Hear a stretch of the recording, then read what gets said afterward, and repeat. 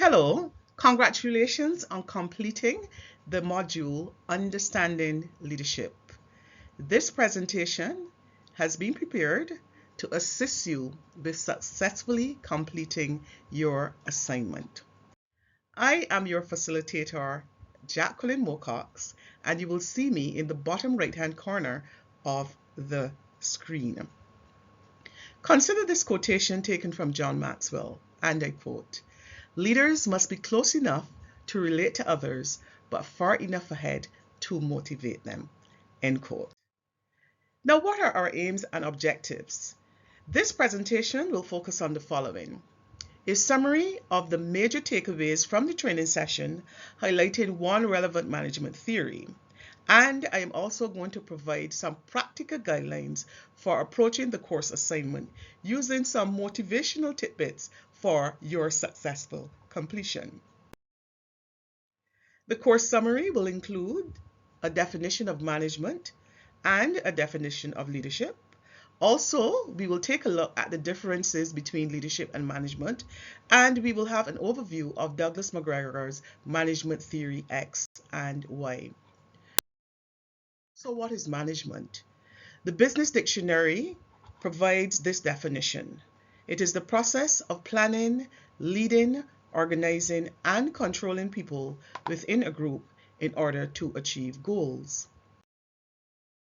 The Leadership Trust defines leadership as using our personal power to win the hearts and minds of people to achieve a common purpose. Now, what are the differences between leadership and management?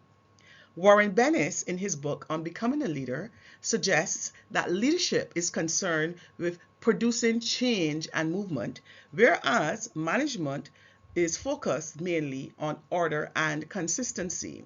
Therefore, you would find leadership involved in establishing direction by creating vision and strategies, aligning people, and motivating and inspiring.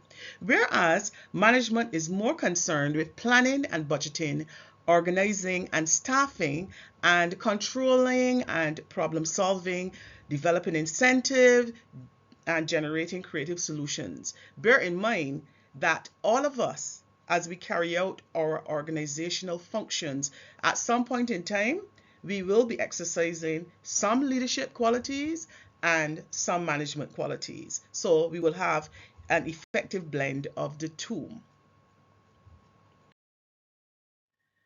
Douglas McGregor's management theory X and Y suggests this. Douglas McGregor says, in theory X, the average employee is lazy, dislikes work, and will try to do as little as possible.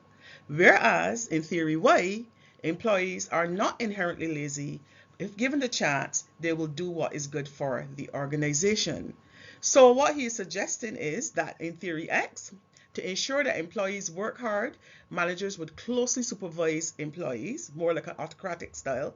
And in theory Y, you allow employees to work in the organization's interests, and this manager must create a work setting that provides opportunities for workers to exercise initiative and self-direction. So authority is decentralized to the employees, and the employees are given the adequate resources to achieve their organizational goals.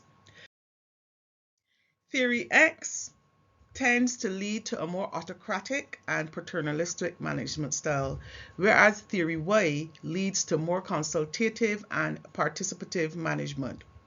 Both styles can be effective, but theory X management could lead to demotivation and low levels of performance, while conversely, theory Y management could produce high levels of motivation and performance. So a good blend of the two is recommended. Now let's look at your assignment. The first part of the question asks to describe the factors that will influence the choice of leadership styles or behaviors in work situations.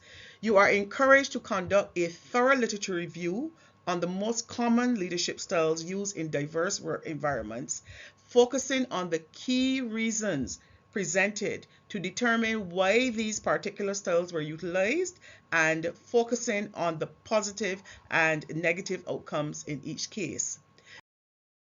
The second part of the question asks you to explain why these leadership styles or behaviors are likely to have a positive or negative effect on individual and group behavior in your workplace.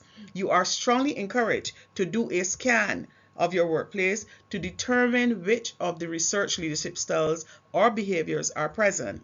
You want to focus on how these are negatively and positively impacting all aspects of the organizational behaviors at the team and the individual levels, including how the internal and external factors contributed to these outcomes. So you want to look at things like personality, team dynamics, the economics, and the environment, and so on. So what is my encouragement to you? I strongly ask you to review the rubric, your sufficiency descriptors, to ensure that you fully understand what is required to complete the assignment to the required standard. Set yourself some written timelines to ensure that you're affording yourself enough lead time to complete the assignment within the deadline. Please be intentional about your work. Work in groups to brainstorm ideas for approaching the assignment. And I recommend that you also interview key members of your team to garner support and to look for additional information. Remember, every accomplishment starts with the decision to try. Start. That is the key. And finally, be disciplined. Remember, and I quote John Maxwell again, great leaders always have self-discipline without exception. End quote. You can do this.